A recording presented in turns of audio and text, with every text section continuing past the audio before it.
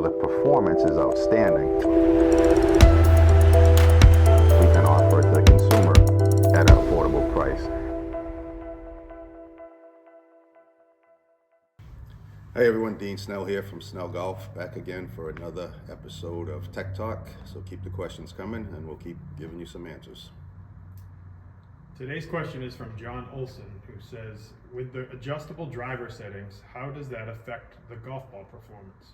For example, let's say I have a 10-degree driver and set it for -1 degree, which in theory will reduce spin. If I offset that with a higher spinning ball, I am at net neutral. This basic case scenario, how does one truly get fit for a ball given all the variables in today's game? Well, that's actually a good question. In my personal opinion, there's two ways to get fit for a golf ball. One is from 100 yards and in, and that's where they're different.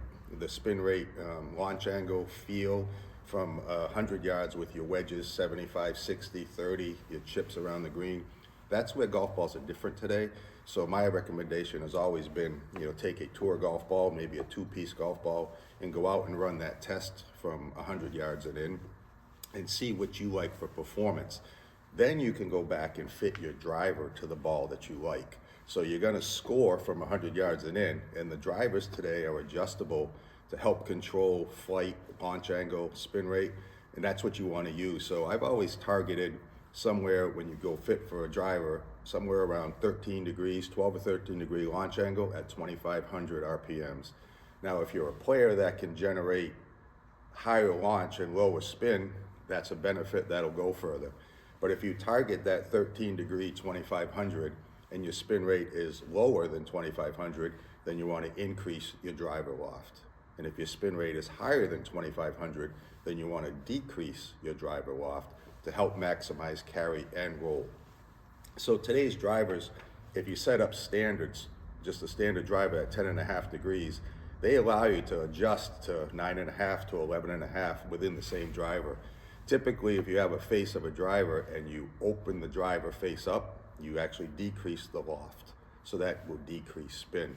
If you close the face of the driver, that typically adds loft, which will add spin. So when you run your testing, if you reduce the spin, you reduce the launch angle typically. So that's up to you as a player to try to fit that into your performance.